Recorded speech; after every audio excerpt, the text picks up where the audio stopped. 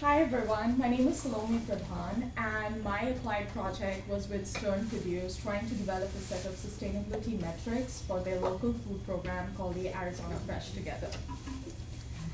So Stern Produce is a small-scale family-owned food distribution company based out of Phoenix. They started in 1917, so essentially they've been in the valley for 100 years now. Stern introduced an exclusive local food program in January this year, which is called the Arizona Fresh Together program, with an intention of connecting the local farms in Arizona with the retail and the restaurants in the state. The main idea was to promote our local food systems, to encourage sustainable agriculture, address issues like food insecurity in the state, and enhance community building and stimulate the local food economy. So AFT, the Arizona Fresh Together, was built with certain goals and objectives in mind. As I said, it wanted to support local and often family-run smaller farms in Arizona. It wanted to preserve our valuable farmlands because the growers that are involved with the AFT program, they focus on sustainable ways of farming and they use minimized pesticide use and all other kinds of sustainable ways of doing agriculture. They also, practiced stuff like composting or no-till agriculture and stuff. And there was minimized transportation to retails and restaurants because these food is local, so essentially there is less emissions to the environment as well as minimal to no packaging for their farm products. From the local food economy point of view, they wanted to stimulate our local economy because the people that were involved in the production, processing, packaging, and distribution of these local food were all getting employment opportunities in the state. From the business perspective, Stern wanted to gain a first mover advantage because with the growing number of hungry people in Arizona, it will definitely be a plus from a business standpoint for the organization. And finally, it wanted to protect the health of our communities because as we know, local produce is essentially more healthier, nutritious, and fresh because they do not get deteriorated with long hours of transportation or warehousing time. So what I essentially did with this project is I created a set of metrics and assessed them against certain baseline indicators for Stern Produce, trying to help the organization assess the impacts it will create with the onset of local food programs like AFT. With implementing programs like AFT, these metrics will help Stern assess their impacts as well as also help create a sense of awareness and education for the society in a large picture. The sustainability metrics I created, as you can see, are very simple and straightforward, and they were chosen based on their significance of the three tenets of sustainability: economy, environment, and society, as well as, in addition to that, I also focused on human health and wellness.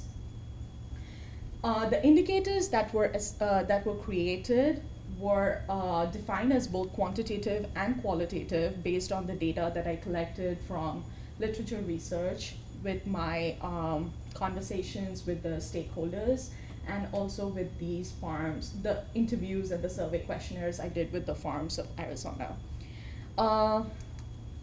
So what I did is to create the environmental metrics, I researched and collected data of potential CO2 emissions and compared them from going local versus non-local. And for economic, social, and human health metrics, I relied heavily on the survey questionnaires and informal interviews I did with the farmers, as well as some extensive literature research and stakeholder engagement that happened throughout the course of the project.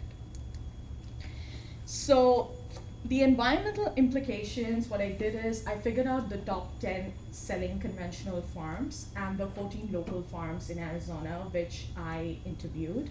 And I compared their food miles traveled between these farms and subsequently their CO2 emissions.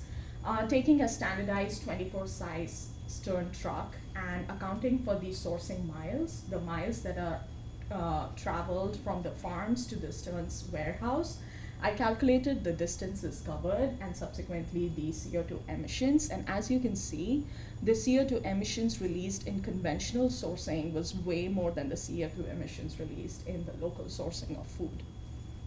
The distribution miles were not accounted for in this project because The distribution centers are pretty like they're fluctuating, they are not consistent, so that was currently out of my capacity and scope of this project. So it is just the sourcing miles that I considered. Additionally, I interviewed the farm workers, as I said, the farmers, and all the farms that I interviewed, all the 14 local farms that I interviewed, they are certified, either organic, naturally grown, or GHP, GAP, GIP-GAP certified.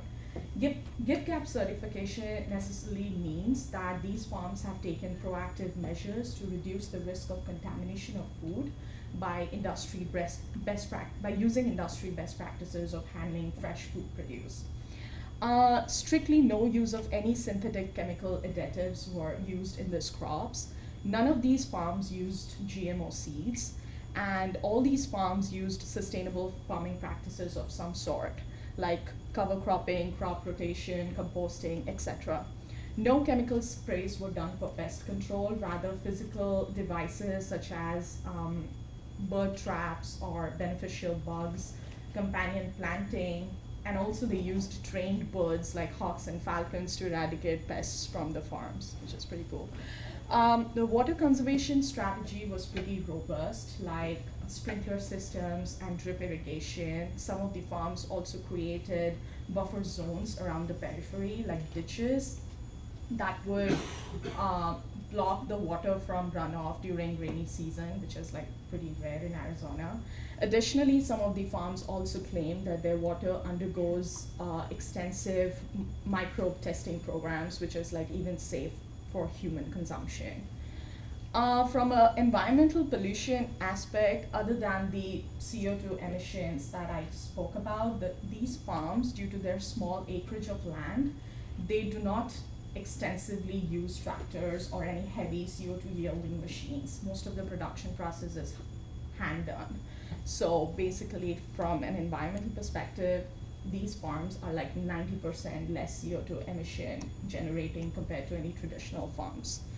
And the most important thing was there was a greater accountability for these farmers, because they felt that there was a moral sense of obligation for them to produce good, healthy crops for their own people, their own communities.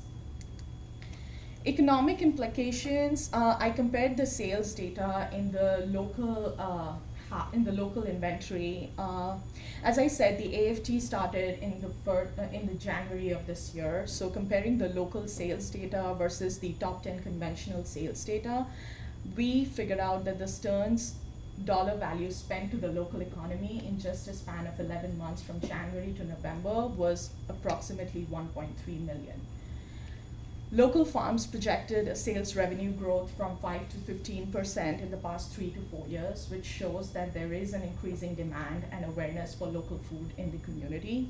The farmers that I interviewed employ an average of 30 to 50 people and in the peak season, and this is just in the production phase. Unfortunately, they do not track how many people they engage or employ in the processing, packaging, and distribution aspects of their supply chain as well. Currently, they said it's currently out of their budget and time and infrastructure to track those numbers. Okay, the social implications is, as I said, the local farms are GIP-GAP certified, and safety protocols is the #1 priority. There is regular inspections and audits done in these farms. The farm workers are exposed to heavy, rigorous trainings. Worker wages were above the state's average rate, and some workers who have been working with the farms for a longer time have also access to healthcare and community housing as well. There was an impressive biological and cultural diversity ratio, like 30% women and almost 50% Latino workers on all these 14 farms that I spoke to. But however, these farms, they were pretty vulnerable and they couldn't give me any concrete, solid answers as to what are their strategies, shock strategies towards handling any sort of natural calamities or any sort of social upheavals and stuff like that. And that could be primarily because of two reasons. First is because this program is fairly new. It's not even a proper 1 year, and they are still trying to figure out ways of coping mechanisms for these kinds of calamities. And also there is a heavy need of education and awareness in the society for these workers to get support from the local policymakers, government, and stuff like that. Finally, the conclusion is the benefits of AFT, as we discussed, is pretty obvious. It supports the three tenets of sustainability. The project also provided a comprehensive assessment of factors like resilience, fairness, transparency, which is not normally addressed in a typical supply chain analysis, but is very important from a sustainability dimension.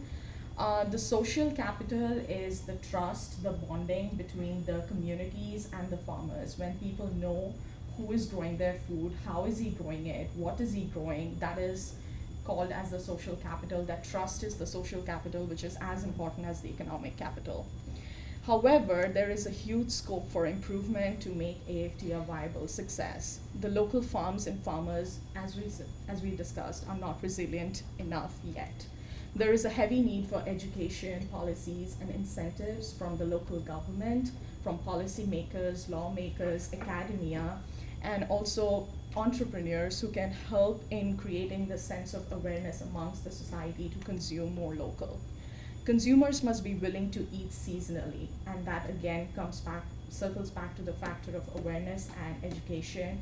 If people know that all kinds of crops cannot be grown throughout the year in the state of Arizona, and they should behaviorally, acclimatize towards eating food seasonally, that would be helpful towards programs like this.